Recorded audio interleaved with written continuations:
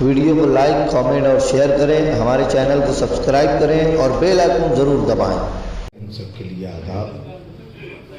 آج کی اس محفل کی صدارت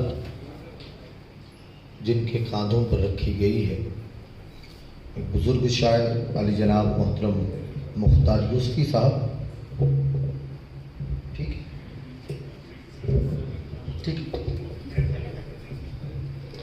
آج کی اس محفل کی صدارت جن کے ذمے ہے مختار یوسفی صاحب، ان سے اجازت طلب کرتا ہوں، اجازت ہے پروگرام کے آغاز کے لیے۔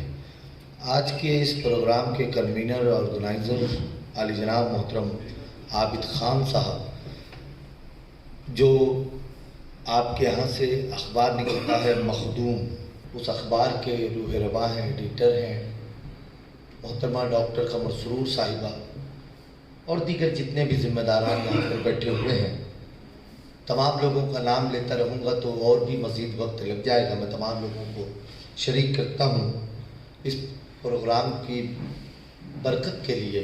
میں اس خدا جس نے ہمیں پیدا کیا اس کی شان میں کچھ مصرعے پڑھتا ہوں۔ مذہب الگ ہوتے ہیں لیکن ہر انسان اپنے مالک، اپنے خدا کو ضرور پوچھتا ہے اپنی زندگی میں۔ میں حمد پڑھتا ہوں، مصرعے پڑھتا ہوں کہ یوں تو دنیا کے ذرے ذرے میں عظمت کبریا کو دیکھتے ہو، بندگی خدا کرو ایسے جیسے تم بھی خدا کو دیکھتے ہو۔ یوں تو دنیا کے ذرے ذرے میں عظمت کبریا کو دیکھتے ہو، بندگی خدا کرو ایسے جیسے تم بھی خدا کو دیکھتے ہو۔ اور 4 مصرعے پڑھتا ہوں۔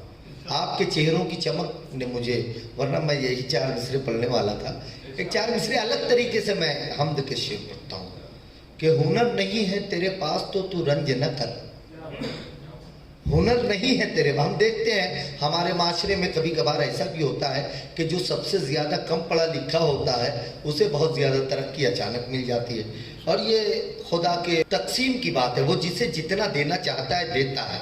اس میں کوئی بہت زیادہ گریجویٹ ہونا ضروری نہیں ہے، بہت پڑھا لکھا ہونا ضروری نہیں ہے۔ شاعر کہتا ہے کہ ہنر نہیں ہے تیرے پاس تو رنج نہ کر، وہ رب ہے تجھ کو تیرے عیب سے نوازے گا۔ لیکن آگے کے 2 مصروں میں شاعر ڈیفینیشن بتاتا ہے کہ کب ملتا ہے۔ ہنر نہیں ہے تیرے پاس تو رنج نہ کر، وہ رب ہے تجھ کو تیرے عیب سے نوازے گا، تو دوسروں کے لیے ہاتھ اٹھا دعاؤں میں، خدائے پاک تجھے غیب سے نوازے گا۔ تو دوسروں کے لیے ہاتھ اٹھا دعاؤں میں۔ ہنر نہیں ہے تیرے پاس تو رنج نہ کر، وہ رب ہے تجھ کو تیرے عیب سے نوازے گا، تو دوسروں کے لیے ہاتھ اٹھا دعاؤں میں، خدائے پاک تجھے غیب سے نوازے گا۔ بعد الحمد للہ رب العالمین چلتے ہیں بارگاہ محسن انسانیت میں، جہاں سے زندگی ملتی ہے، زندگی جینے کا شعور و سلیقہ ملتا ہے۔ آج کے اس پروگرام کی نوعیت الگ ہے، لیکن ہم اس پروگرام میں برکتوں کے لیے مصرعے پڑھ رہے ہیں۔ 4 مصرعے میں نعت پاک کے بھی پڑھتا ہوں، پھر اس کے بعد ہم اپنے پروگرام کی طرف ہوں گے کہ کمال کچھ نہ رہا، ادیب رائے پوری نے کہا تھا کمال کچھ نہ رہا صاحب کمال کے بعد، کمال کچھ نہ رہا صاحب کمال کے بعد، ہر آئینہ ہوا دھندلا تیرے جمال کے بعد۔ کمال کچھ نہ رہا صاحب کمال کے بعد، کمال کچھ نہ رہا صاحب کمال کے بعد، ہر آئینہ ہوا دھندلا تیرے جمال کے بعد، دل ان کا گھر ہے وہ اس گھر میں آتے رہتے ہیں، کبھی خیال سے پہلے کبھی خیال کے بعد۔ دل ان کا گھر ہے وہ اس گھر میں آتے رہتے ہیں، کبھی خیال سے پہلے کبھی خیال کے بعد۔ بالا رحمت عالم صلی اللہ علیہ وسلم کا ذکر بھی میں نے کیا۔ اب باضابطہ طریقے سے میں اس پروگرام کے حوالے سے 2-4 منٹ کی گفتگو کرنا چاہتا ہوں۔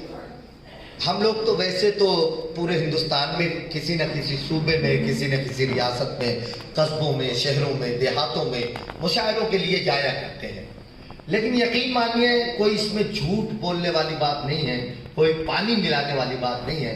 جتنا مزہ، جتنا سکون اس ملک ہندوستان میں ہم لوگوں کو احمد نگر آنے کے بعد ہوتا ہے، کہیں نہیں ملتا ہے۔ اس کی وجہ بتا رہا تھا، پورے ملک ہندوستان کے اندر ہندو مسلم بہت سی جگہوں پر ملتے ہیں، بہت سی جگہوں پر ملتے ہیں، لیکن وہ چمک نہیں ہوتی چہروں پر جو احمد نگر کے ہندو اور مسلموں کے چہروں پر ہوتی ہے۔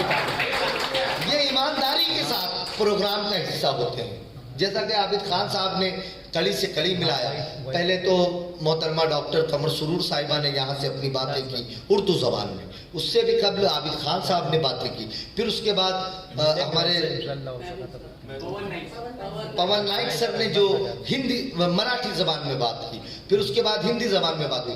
تو ہمارا جو ملک ہندوستان ہے وہ اسی تہذیب, اسی کلچر کا نام ہے. یہ کسی ایک ذات, کسی ایک مذہب کی پراپرٹی نہیں ہے ہندوستان. اور بس یہی وجہ ہے کہ اس ملک کے اندر بہت مٹھی بھر لوگ ہیں جو نفرت پھیلا دیا کرتے ہیں اور بہت ساری محبتیں دفن ہو جایا کرتی ہیں. میں جب بھی احمد نگر آتا ہوں مجھے اچھا لگتا ہے, اور میں احمد نگر کی باتیں دوسرے شہر کے لوگوں کو بتاتا ہوں, دوسرے شہروں میں بیان کرتا ہوں کہ اگر محبت کرنی ہے تو آپ لوگوں کو احمد نگر جیسے شہروں میں آنا پڑے گا, جہاں پہ ہندو مسلم ایک ساتھ بیٹھ کر اپنی زمین کا جشن مناتے ہوئے نظر آتے ہیں. یہ احمد نگر استھاپنا دیوس 533واں سال ہے. آپ کی اپنی زمین کی بنیاد رکھی گئی. اردو زبان میں اسے یوم تاسیس کہا جاتا ہے. 533 سالوں میں ایسا بھی ہوا ہوگا کہ اس زمین پر اونچ نیچ ہوئی ہوگی, کبھی کاروبار میں مندی آئی ہوگی, کبھی اخلاقی گراوٹ آئی ہوگی, کبھی کچھ نہ کچھ معاملات ہوئے ہوں گے. لیکن ہمیں ان سب 533 سالوں کو نہیں دیکھنا ہے. ہمیں یہ دیکھنا ہے کہ ہم 533 سال پہلے جس بنیاد کو رکھا گیا تھا ہم آج وہاں کیسے کھڑے ہیں. اور مجھے لگتا ہے کہ آپ لوگ بہت پرفیکٹ کھڑے ہیں. آپ وہ ہندوستان لے کر کھڑے ہیں جو صوفیوں سنتوں کا ہندوستان ہے, جو گنگا جمنی تہذیب کا ہندوستان ہے. وہ ہندوستان یہاں پر باقی ہے.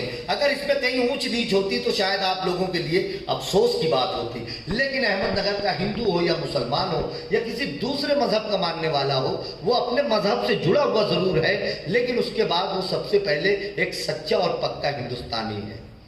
کیفی آرمی صاحب نے کہا تھا کہ بستی میں اپنی ہندو مسلمان جو بس گئے, انسان کی شکل دیکھنے کو ہم ترس گئے.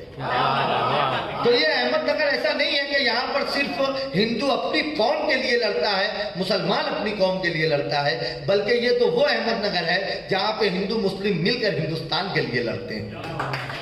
میں آپ کو سلام عرض کرتا ہوں, آپ کو مبارکباد پیش کرتا ہوں. اور ایک بات بیان کرنا چاہتا ہوں کہ بہت بڑی آبادی ہے آپ کے احمد نگر کی, بڑا شہر ہے, کافی بڑا سٹی ہے, لیکن کچھ لوگ یہاں پر بیٹھے ہوئے ہیں.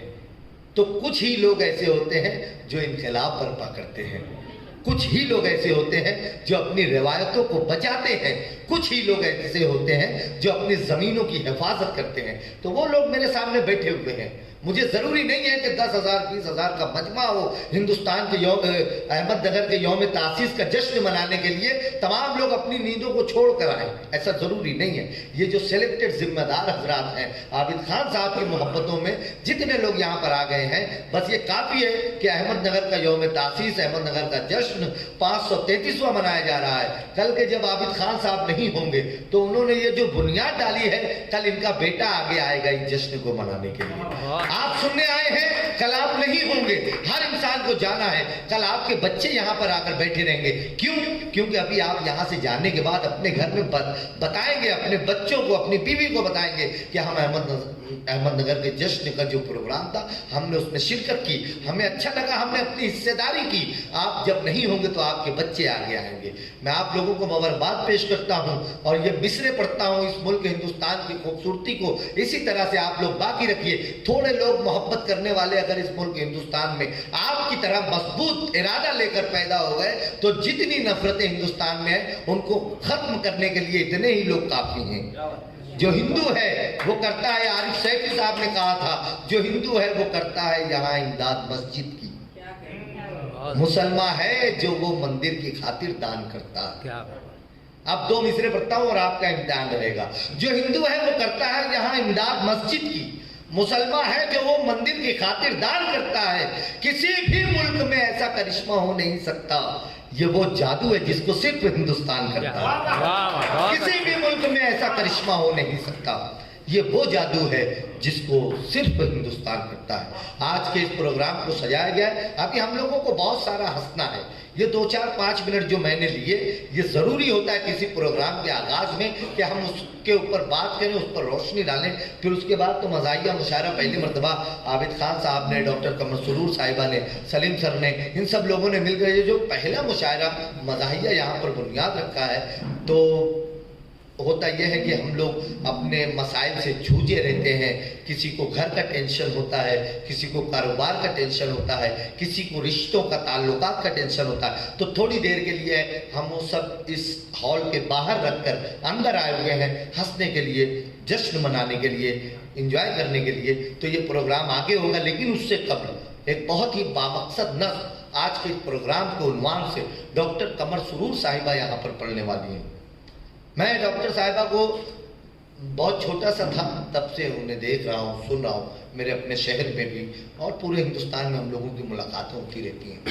انہوں نے صرف پروفیشنل طور پر مشاعروں سے پیسہ کمانے کا کام نہیں کیا, کم سے کم انہوں نے اپنی زمین پر اردو زبان کو زندہ رکھنے کی کوشش کی ہے. جب بھی احمد نگر میں مشاعرہ ہوتا ہے تو اس میں ڈاکٹر قمر سرور صاحبہ کا, ان کے شوہر علی جناب عابد خان صاحب کی حصے داری ہوتی ہے. اور میں انہیں مبارکباد پیش کرتا ہوں کہ ان لوگوں نے اپنی زبان کو زندہ رکھنے کے لیے, مشاعروں کو زندہ رکھنے کے لیے جو کچھ بھی کوشش احمد نگر کی زمین پر کی ہے, یہ کوشش کبھی بھی رائگاں نہیں جائے گی. آج انہوں نے بیج بو دیا ہے, کل انشاءاللہ یہ اسے ایک تناور درخت کی شکل میں محسوس کریں گے اور دیکھیں گے. میں بہت ادب کے ساتھ ڈاکٹر قمر سرور صاحبہ سے اس وقت گزارش کر رہا ہوں کہ وہ یہاں پر تشریف لائیں.